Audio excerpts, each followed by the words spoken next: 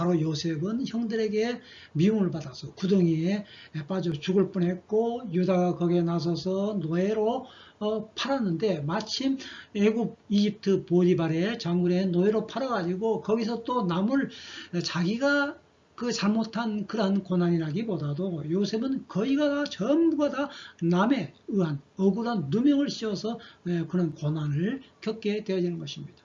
형들에게 배신을 당했죠. 또 보디발의 아내에게 인생에 또 배신을 당했죠. 그리고 또 감옥에 갇혀서 그곳에서 꿈 해석을 했음에도 불구하고 술 관원장은 밖에 나가서 또 요셉을 자기를 기억해달라고 했는데 다 기억하지 못해 잊어버렸다고 했습니다. 은혜에 대한 또 배신을 당하게 되는데 결국은 그 기간이 다 모두가 다 하나님의 섭리에 의해서라는 것입니다. 요셉이 팔리지 않았다면, 노예가 되지 않았다면, 감옥에 갇히지 않았다면, 그리고 또 30세가 되기 전에 바로 그 슬관원장이 밖에 바로에 나가서 바로 그때 빼냈다면 아마 요셉은 그 총리가 되어질 수가 없었던 것이죠. 아마 또 다른 노예 생활을 할 수밖에 없었는데 모두가 다 그게 그 술관원장이 잊었던 것도 하나님의 섭리였다는 이야기입니다. 자, 그래서 이제 요셉과 총리가 돼가지고 가족들이 이제 기근, 그 꿈대로 7년 풍년이 일어나고 이제 기근으로 접어든 그러한 과정에서 오늘 이 43장의 내용을 이제 읽어볼 수가, 이해할 수가 있게 되어집니다. 자, 요셉이 꿈을 꿨다고 그랬지 않습니까? 11별이 자기에게 절았다. 그런데 그때 첫 번째 그 요셉의 형들이 베냐민을 빼고 왔습니다. 그러니까 어떻게 보면 베냐민이 빠져있는 그 절, 그것은 꿈이 덜 이루어졌다고 보여지게 되어지고 또 요셉이 꾼 그 꿈은 어떻게 보면은 현실적으로 계속해서 충돌이 일어나게 되죠. 전혀 17살에 꿨던 그 꿈은 계속해서 고난의 연속이었던 것입니다. 노예가 웬 말입니까? 또 감옥으로 갇히게 된 것이 웬 말입니까? 그 상태로 보게 되어지면은 그게 다 전부가 다 꿈의 충돌로 이루어질 수밖에 없는데 그것이 결국에는 나중에는 그게 꿈이 이루어진 것을 볼 수가 있다는 이야기입니다. 지난 주일날 고엘에 대해서 38장을 이야기했습니다. 고엘 제도는 그 기업을 대신 물르는 거죠. 바로 다말의 시아버지가 그 아들이 둘 죽고 나서 바로 시아버지가 있게 되어지는 고엘을 있게 되어지는 언약을 있게 되어지는 그 보증 담보물로 인하여서 바로 베네스와 그 다음에 세라를 낳게 되어지는 그게 바로 다윗의 족보에 들어가게 되고 예수님의 족보에 들어가게 되어지는 그런 엄청난 사건이 바로 38장의 사건입니다. 그리고 39장은 바로 37장과 계속해서 연결되어지는데 그 중간에 38장이 끼어졌다는 것은 굉장히 참 중요한 의미를 담고 있는 것이죠. 그래서 40장의 꿈을 이제 해석을 했고 41장에 또 나와서 바로의 꿈을 해석했고 풍년, 흉년, 7년에서 총리를 돼가지고 그 치리하는 그러한 장면이 나오게 되어지고 그 가나안 땅에까지 기근이 일어나서 이제 요셉의 형들이 애굽에 들어가서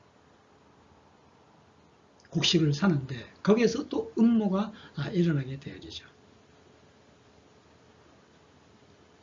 어떻게 보면 절도꾼으로 또 물리게 되어진 것입니다. 그러니까 요셉의 형들도 굉장히 참 파란만장한 제일 처음에는 자기 동생을 판 인신 매매자가 되었고 또 이제 곡식을 사러 가는 그런 곡식 구매자가 됐고 또 곡식을 구매했는데 또 이제 절도범으로 몰리게 되어져서 이제 시므온이 거기에 붙잡혀서 볼모로 붙잡혀가지고 마지막 동생 베냐민을 데리고 오지 않으면 너희들이 정탐꾼이 아니라는 것을 증명해봐라 라는 것을 정탐꾼으로 또 몰리게 되어지고 참으로 파란만장한 그런 요셉의 형들이었던 것입니다. 42장에는 이제 먹을 거 다 떨어졌어요.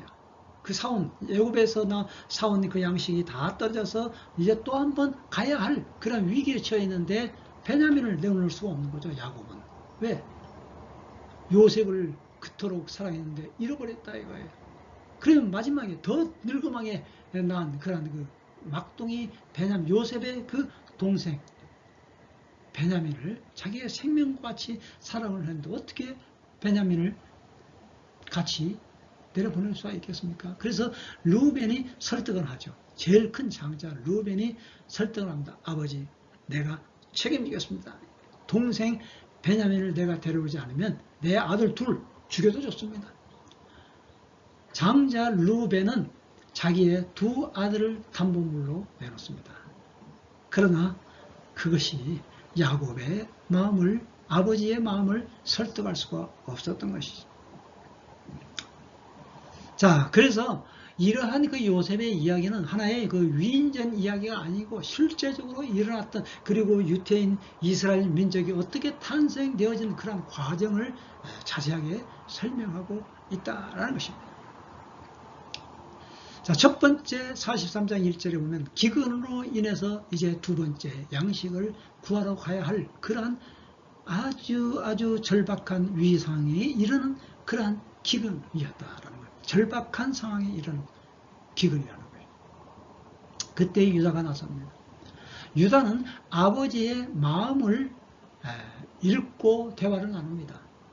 그것이 뭡니까? 어떻게 보면 동질감이죠. 유다는 그 38장에서 가나안에 내려가지고 그 자기의 그 형제 요셉을 팔아 넘김으로 인해서 얼마나 그 아버지가 고통 가운데 참 지냈습니까? 그걸 도저히 유다는 견디지 못하고 집을 뛰쳐나갔지 않습니까? 그런데 가나안에서 그 가나안 여자 수아의 딸 결혼해가지고 엘과 오난 두 아들을 잃었죠.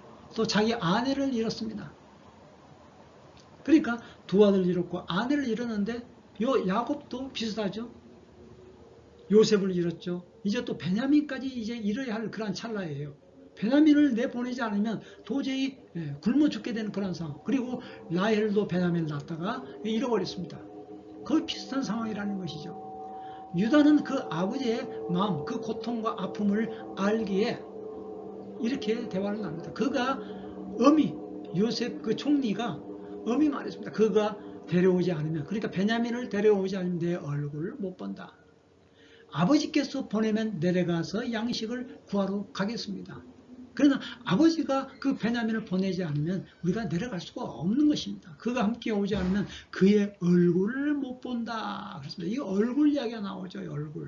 얼굴을 봐야 되는 거죠. 야곱의 톨레셋의 그 핵심 키워드가 이 얼굴을 봐야, 대면이라는 거예요. 대면. 대면을 하지 않냐고서는 그 모든 관계가 그 꼬인 실타래가 풀리지를 않는 거예요. 그래서 6절에 이스라엘이 말했습니다. 내 인생을 왜 너희들은 고달프게 하느냐? 왜 아우가 있다고 하느냐? 그러니까 그 형제들이 우리가 어찌 그걸 알았겠습니까? 그냥 그 총리가 물어보는 대로 너희 아버지는 어떻게 살게 하느냐, 또 너희 아우 동생이 있느냐, 너희가 정탐꾼이 아닌 것을 증명해 보라. 왜 아우가 있다고 했느냐? 우리가 아우를 데려오리라는 것을 꿈에도 생각지 못했다는 거예요. 우리가 어찌 알았겠습니까? 그러나 바로 이러한 모든 과정들이 하나님의 은혜와 섭리 가운데 이루어진 것을 우리는 볼 수가 있다. 조그만 일이라도 하나님의 섭리와 계획이 없이는 이루어지는 일이 없다라는 것입니다. 유다의 설득과 르우벤의 설득을 한번 비교해 보세요. 42장에 그 장자 르우벤 똑같이 자기가 책임지겠다고 그랬습니다. 그러나 르우벤은 자기가 책임을 짓는 것이 아니고 자기 두 아들을 내놓은 죽이라는 것이죠. 어떻게 아버지 야곱이 손주 둘을 죽이고 베냐민을 내보내겠습니까? 그러나 유다는 내가 책임지고 그리고 베냐민을 내보내지 않으면 우리 모두가 다 굶어 죽습니다. 우리도 또 아버지도 또 우리의 모든 자녀도 다 죽습니다. 한 사람의 그 내놓음으로 인해서 우리는 다 살게 되었는데 왜 그걸 꼭 굳이 붙잡으려고 하십니까?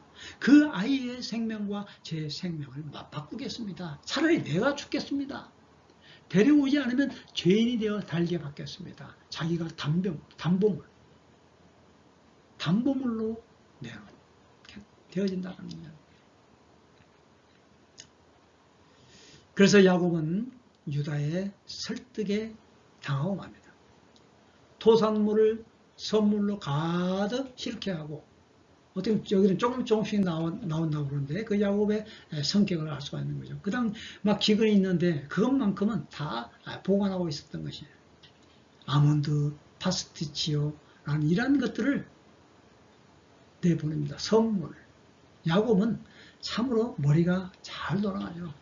자기의 최선을 다하면서도 이 선물을, 예물을 먼저 드려서 상대방의 마음을 누그러뜨게 하는 것이 이미 야곱은 에서와의 그 만남의 전에 야복강에서 이미 그 민하 선물을 보내었던 그러한 경험, 에서와의 화해의 경험은 있었던 것이고, 그리고 그곳에서 부디엘의 하나님의 얼굴을 보았다. 여기서도 하나님의 얼굴 보게 된 그러한 사건이죠. 그런 인해서 자신감을 얻게 돼서 형 에서 앞에 나가서 화해의 모습을 한 그런 경험이 있었던 것입니다. 그리고 아우를 이제 너희의 아우를 데리고 출발하라. 그때는 오로지 베냐민만 자기 아들이었어요. 다른 형제들은 어떻게 보면 아들 취급을 제대로 못 받은 거예요. 베냐민만, 요셉만 자기의 아들이었는데 내 아들을 어떻게 내놓겠느냐. 그런데 여기서는 이제 모든 것 다 자기 아들이 아니라는 것을 알고 너희의 아우를 데리고 가라. 벌써 표현 방법이 다르죠. 내 아들이냐, 너의 아우를 데리고 출발하라. 그걸 다 내려놨다는 거예요. 포기했다는 거예요. 그러면서 전능한 하나님 엘 샤라이 그분께서 은혜를 베푸셔서 너희와 다른 형제 시몬이죠. 지금 볼모로 잡혀있는, 그리고 베냐민을 다시 돌려줄 것이다. 내게는 이제 남은 게 하나도 없다. 다 잃어버렸다. 어떻게 보면은 내가 할 수 없다는 그러한 전적인 포기이면서도, 그러나 그것은 절망이라기보다도 하나님께 위탁, 하나님께 모든 것을 맡기는 그러한 야곱의 결단이었던 것입니다. 베냐민을 내놓아야만이 바로 온 가족 식구를 살리는 것을 그때 야곱은 깨달은 것이죠. 한 사람의 생명이 천하보다도 귀하다는 것을 알게 되어진 것이고, 죽고자 하는 자는 살 것이요 살고자 하는 자는 죽는다. 자기가 가장 아끼고 사랑하던 이 베냐민을 내놓을 때, 그리고 베냐민을 데리고 가야만이 요셉의 얼굴을 보고 또 찾아오게 되어지는 마지막 결과를 보게 되는 거죠. 베냐민을 놓고 줄다리기 하는 거죠. 놓아라. 안 된다. 놓아라. 안 된다. 그만큼 사랑하는 것을 자기가 귀하게 여기고 자기가 사랑하고 빼앗기고 싶지 않는 그 무엇, 그것을 내놓을 때 그때부터 하나님은 역사한다. 아브라함은 노년의 아들 하나밖에 없는 아들 이삭, 이것을 번제로 드리라고 했을 때 그 번제를 드리는 순간 바로 아브라함은 그 언약의 약속의 축복의 말씀을 받아 누리게 되어졌던 것을 볼 수가 있게 되는 것이죠. 자, 그래서 오늘 말씀을 정리하고자 합니다. 기근으로 인한 하나님의 섭리. 우리가 이 기근, 코로나, 환란, 고난, 고통 이런 것들은 어떻게 보면 다 하나님의 섭리 가운데, 이 모든 것들이 다 하나님의 섭리 가운데 있어요. 그 유다가 자기가 담보물을 내놓는다. 이것은 오늘날 우리가 기독교가 지향하는 십자가의 사상입니다. 예수님의 그 십자가의 사상이라는 것입니다. 요셉을 우리가 예수님의 그 모형이라고 합니다. 물론 그 말도 일리가 있습니다. 요셉이 고난을 당했죠. 어떻게 보면 구덩이에서 죽일 뻔했죠. 감옥에 들어갔죠. 고난을 당했습니다. 그러나 다시 이제 부활했듯이 그 총리로 다시 부활하고 또 형제들과의 그러한 모든 가족의 화합이 이루어졌던 것처럼 하나의 예수님의 모양이라고도 말들을 하는데, 그러나 그 요셉의 스토리를 배경으로 깐 야곱의 톨레도시오, 그리고 유다가 그 십자가의 사상을 지닌 완전히 변화된 모습을 우리는 볼 수가 있는 것입니다. 유다의 그 보증, 자기가 담보를 해야 돼요. 예수님께서도 십자가에서 자기가 내 목숨을 내놓은 건 아니십니다. 바로 그 유다의 그 자기의 희생적인, 그리고 그 자기 아버지의 마음을 읽고 설득했던 그러한 장면이, 바로 그래서 유다가 이스라엘의 리더자가 되어줄 수 있다라는 것을 우리는 알 수가 있게 됩니다. 나중에 이제 다음 편에 또 이제 그 유다의 그 십자가 사상을 읽을 수 있는 최고의 클라이맥스가 44장에 나옵니다. 그때 더 자세히 이야기합니다. 용서와 화해는 쌍방간의 이해인 것입니다. 이해, understand, 내가 내려가는 거예요. 그 사람의 마음으로 우리가 들어가서 읽어야만이 서로 용서와 화해가 이루어져요. 영어로 이게 broken heart, 찢어진 상한 심령이죠. broken heart, 상한 심령을 가지고 상대방의 마음을 읽어내야 된다는 이야기죠. 그 사람의 아픔, 내 아픔, 그 사람의 고난과 그 사람의 고통과 그 사람의 그 눈물을 우리는 이해할 수 있을 때만이 우리는 화해가 이루어지고 용서가 이루어진다. 십자가에서 예수님께서는 화해를 했지 않습니까? 십자가 위에서 용서와 화해를 했지 않습니까? 막혀진 담을 흘렀지 않습니까? 성소의 그 휘장을 찢었지 않습니까? 하나님과 우리와의 그 막힌 담을 흘러버렸지 않습니까? 이것이 바로 예수님께서 십자가 위에서 행한 그런 놀라운 일인 것입니다. 야곱의 포기와 위탁, 이것은 곧 엘샤다이, 전능하신 하나님 앞에 모든 것을 맡기는 거죠. 예수님께서 십자가에서 아버지여 나의 영혼을 아버지 손에 부탁하나이다. 그게 바로 우리의 신앙인의 자세인 것입니다. 아까 이야기했던 것처럼 인신, 매매범, 곡식구매자, 정탐꾼, 절도혐의, 수감자, 환대, 식탁으로, 그리고 용서와 화해로 나가는 그 형들의 모습. 노예에서, 감옥에서, 꿈에서 총리로 나아가는 그러한 요셉과의 그러한 관계에서 펼쳐지는 놀라운 그 스토리텔링, 톨레도 이야기. 오늘에게 어떤 교훈을 주고 있습니까? 바로 십자가의 은혜 아니고서는 우리는 하나님 앞에 나아갈 수가 없는 것입니다. 십자가의 은혜, 유다의 그러한 자기가 담보물이 되겠다라는, 그래서 베냐민을 내놓음으로 인해서 온 가족 식구들이 살고 야곱의 그 톨레도시 이어져 내려가는 화목 제물이 되어졌던 예수님의 그 용서와 화해의 정신이 바로 오늘 이 본문의 말씀을 통해서 우리는 알 수가 있는 것입니다. 위탁, 요셉의 배경 이야기, 유다의 변화된 모습, 그 유다의 변화된 그 모습이 회개와 반성, 이것은 비굴이 아니고 용기라는 것이죠. 다말 사건을 통해서 그 며느리가 내놓았던, 자기가 죽이려고 불에 태우라고 했던 그 다말이 담보물로, 그것이 곧 내가 다 줘야 할 그러한 담보물을 내놓음으로 인해서 유다는 거기에서 완전히 꼬꾸라졌던 것입니다. 회개와 반성을 통하여서 이제는 자기가 담보물이 되겠다는 그러한 야곱 아버지 앞에 용기 있게 나서는 그러한 그 모습, 그리고 또한 야곱의 변화, 이스라엘로 다시 이름이 또 변화되어지는 것이죠. 이제는 모든 것을 다 내놓는, 이것이 바로 오늘날 유태인의 교육 방법이 되어졌던 것입니다. 하브루타 교육법, 이게 유태인의 교육 방법이죠. 두 사람이 마주보고 아니면은 두 사람이 대화를 통해서 한 주제를 놓고 계속해서 이야기하는 거예요.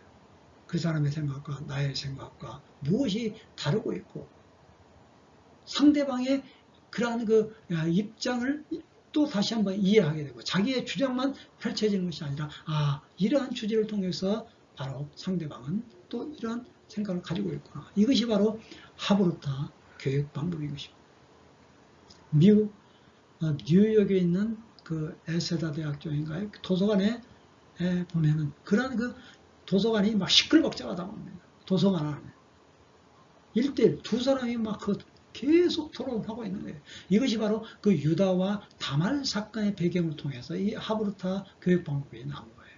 그래서 이스라엘 사람들에게는 이 창세기 38장의 그 다말로 인하여서 그 베르스와 세라가 그리고 다윗의 족보와 예수님의 족보에 오르게 되어진 그러한 그 핵 중심 사상이 바로 하브루타 교육 방법이 키가 열쇠가 되어졌던 것을 우리가 볼 수가 있습니다.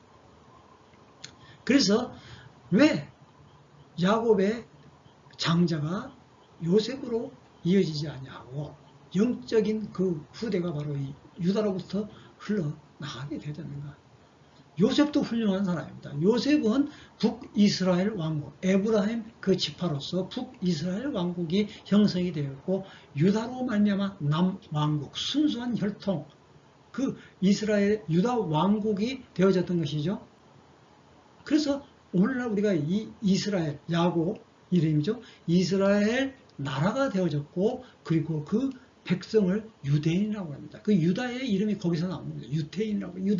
유태인이 바로 유다의 이름에서 나오는 것입니다. 그러니까 얼마나 이 유다가 바로 이 이스라엘 민족의 리더가 되어질 수 있었느냐라는 것은 바로 이 십자가에 항상 구약에서도 이 십자가의 정신이 그 속에 담겨져 있다는 것을 볼 수가 있고 전 세계의 노벨 문학상 20, 30% 이상이 바로 이 유태인에서 나오게 되어진 것을 볼 수가 있는 것입니다. 오늘 이 43장을 통해서 내가 담보물이 되겠습니다. 예수 그리스도의 십자가의 은혜가 아니고서는 나는 도저히 구원받을 수 없는 존재입니다. 라고 고백할 수 있는 사람만이 외칠 수 있는 그러한 내용이요. 바로 이 내가 담보물이 되겠다라는 그러한 이 십자가의 정신은 다른 사람을 눈물을 흘리게 하고 용서와 화해를 가져온다라는 것을 우리는 깨달을 수가 있는 것입니다. 하나님 감사합니다. 오늘 이 토요 메시지를 통하여서 창세기 43장의 이 담보물 아라고왕이라는 그런 말씀을 통해서 하브라타 교육 방법이 나온 것을 우리는 보았습니다. 하나님, 내가 가지고 있는 가장 귀한 것 무엇입니까? 야곱이 이스라엘이 되어졌던 것은 하나님의 얼굴을 보았고 씨름해서 하나님을 이겼던 것이죠.